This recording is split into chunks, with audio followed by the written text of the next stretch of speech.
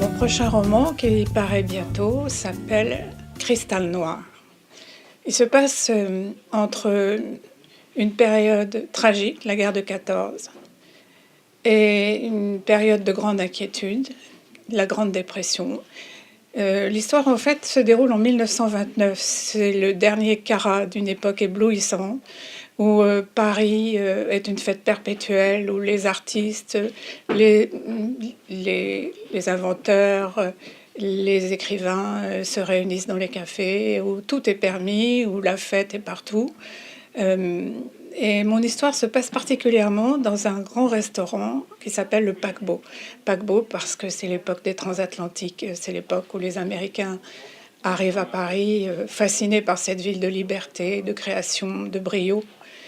Et dans le Paquebot, le personnage principal de l'histoire est Charles-Henri Chelon, un grand chef. Étrange personnage, beaucoup de talent, inspiré par ce qui se passe autour de lui, par les artistes essentiellement, qu'on ne voit jamais.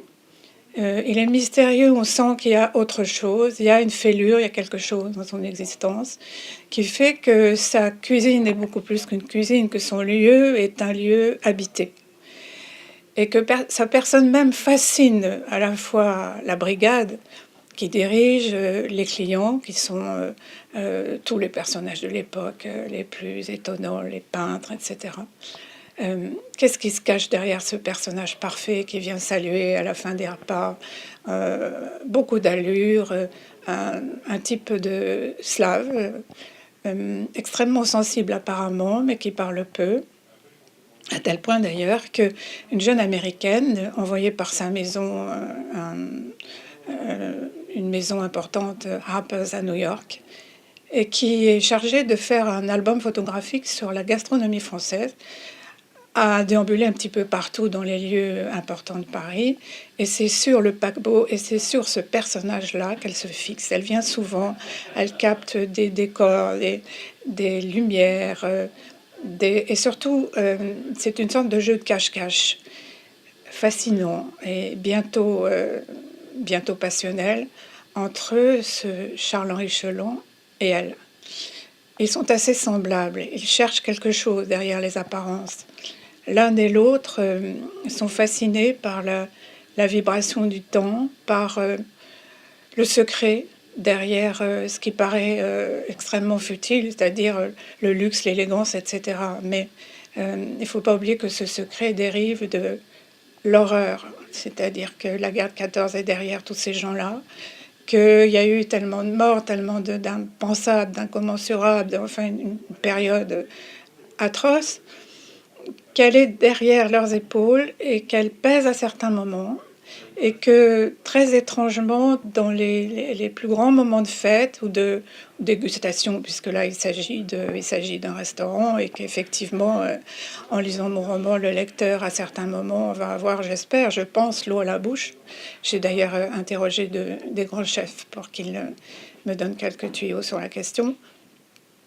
Mais derrière ça, le mystère des choses est de plus en plus présent.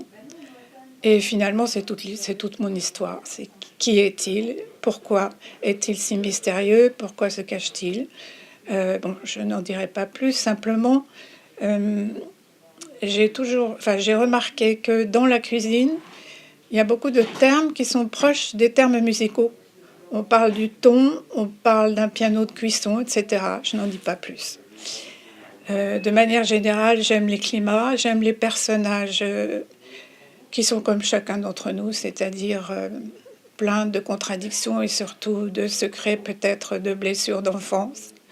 Nous sommes tous de notre enfance et poursuivis par des obsessions ou au contraire lancés dans la vie avec le désir de dépasser, d'inventer, de créer.